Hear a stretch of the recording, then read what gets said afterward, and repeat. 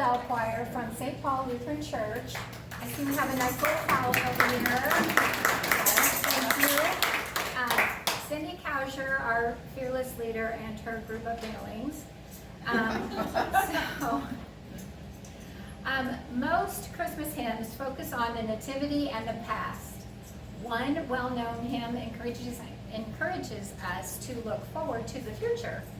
Joy to the World is not about the first coming of Jesus, it's about the second coming of Jesus. It was actually part of a book of poems by Isaac Watts in 1719, based on the 98th Psalm. It was never intended to be a Christmas song or any kind of song. A century after it was written, a music teacher, Lowell Mason, discovered the poem and set it to music. Since it was released around Christmas time, it became a holiday favorite and the most published Christmas carol. The message in this song is more about when he comes again and rules in power, justice, and mercy. So we present you Joy to the World.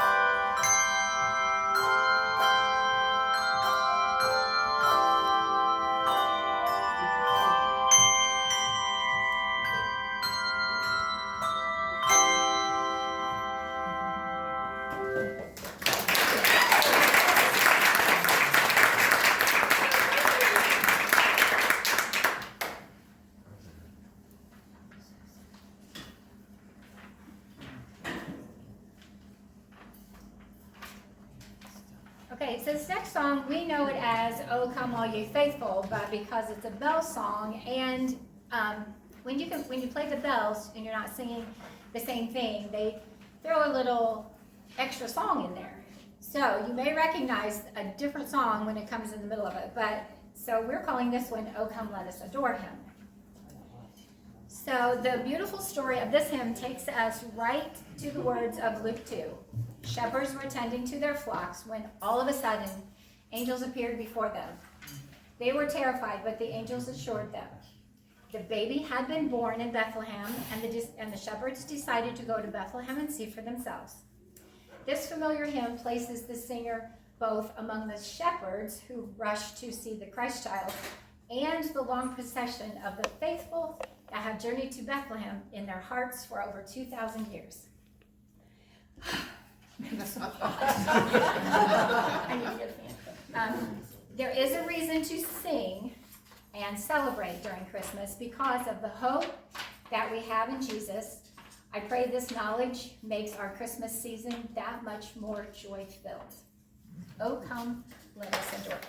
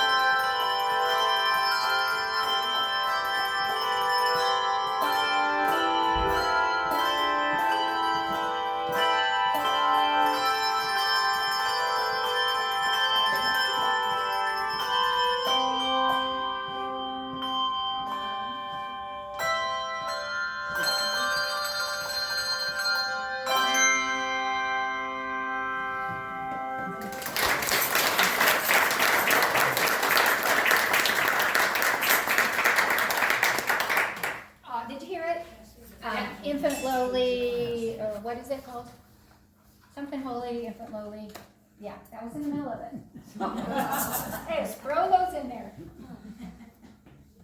Okay, good Christian friends rejoice. This carol is part of the late medieval tradition of teaching Bible stories to peasants by means of folk music. It's a wonderful call to worship on Christmas morning, telling God's people to enter into worship rejoicing with heart and soul and voice. In other words, with your whole being.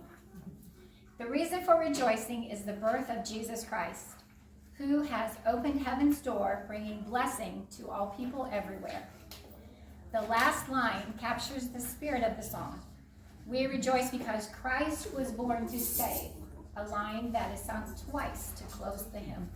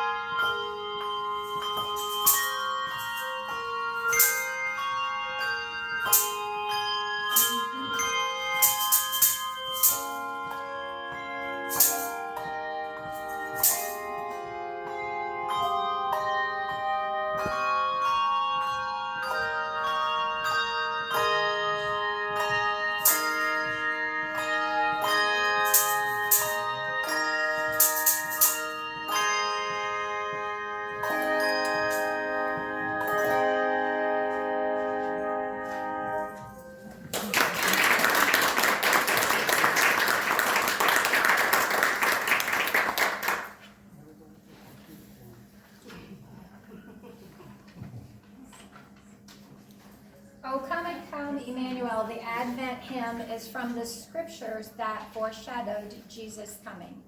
The lyric, "and ransom captive Israel," refers to the enslavement of the Jewish people by Egypt in the Old Testament. O come, Emmanuel, and ransom captive Israel that mourns in lowly exile here until the Son of God appears. Through Jesus' first coming, his birth, he was going to be the ransom paid to set Israel and the nations free. We're not only celebrating the birth of our Savior Jesus, but also preparing our hearts for Jesus' return.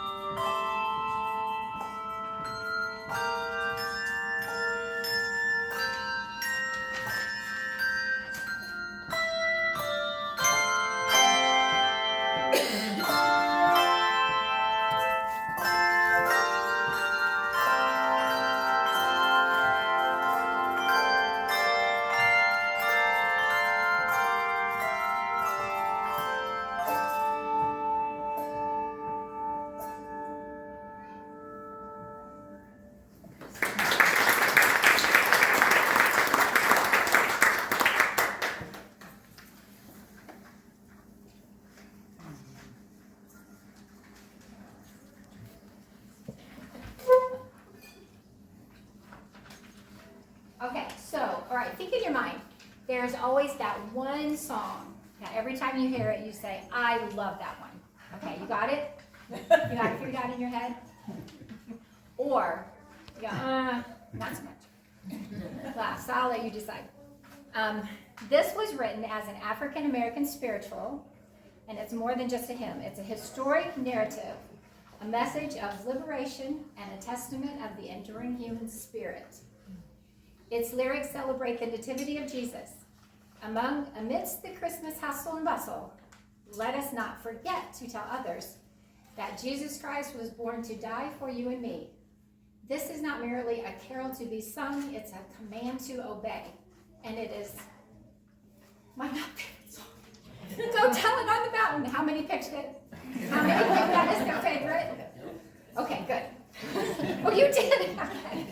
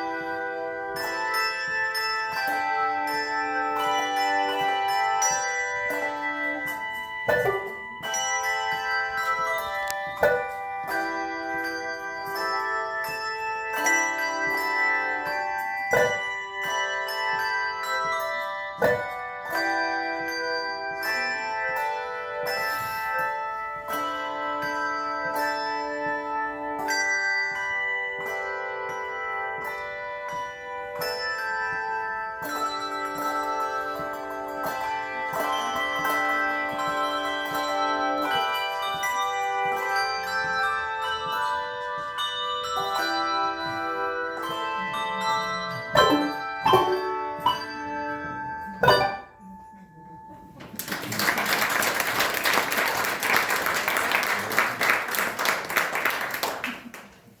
have to tell a story on this one. This is Renee's least favorite song. So it was really hard to get her to play this. We really didn't get to practice as much as we should have on it, so we tried. You did good.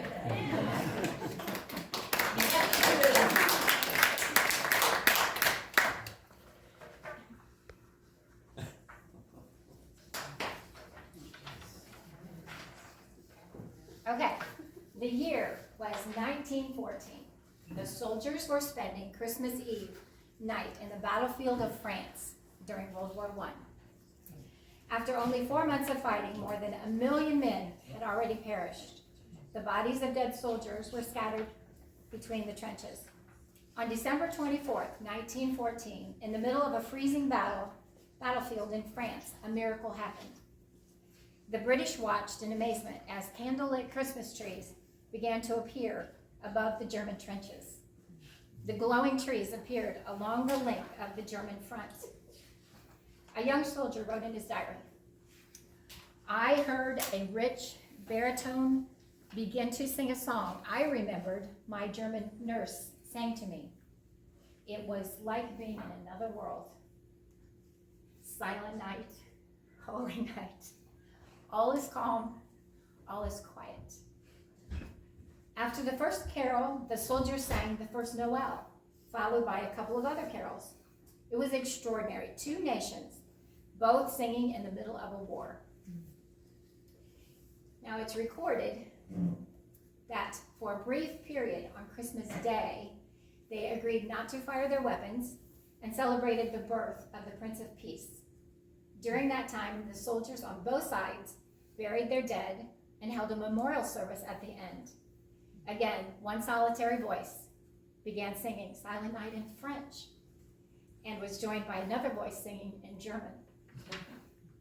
The miracle was temporary, however, but some soldiers admitted that they admitted to firing above the heads of their enemies, at least for a short time. So, Silent Night.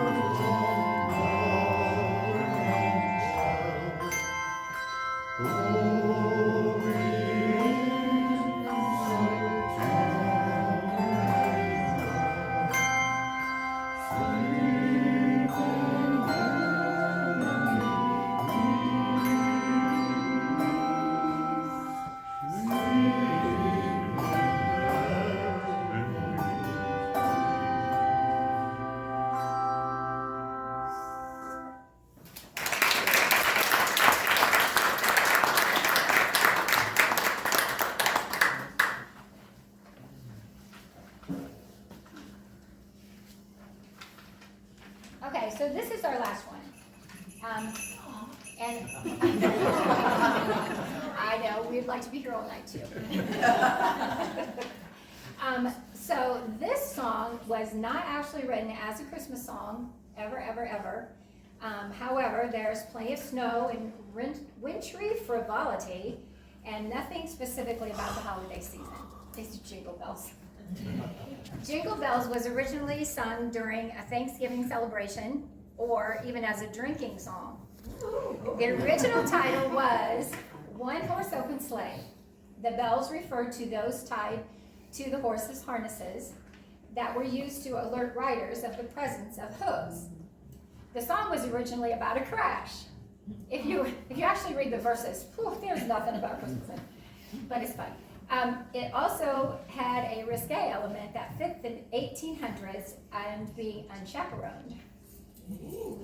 But in December 1965, see, you've got so much history here. That's why we came to the museum. In 1965, the astronauts pranked their colleagues by saying, "We have an object, looks like a satellite going from north to south up in polar orbit."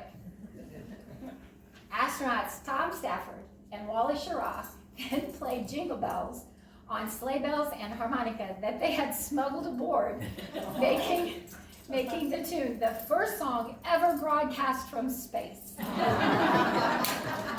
Jingle Bells.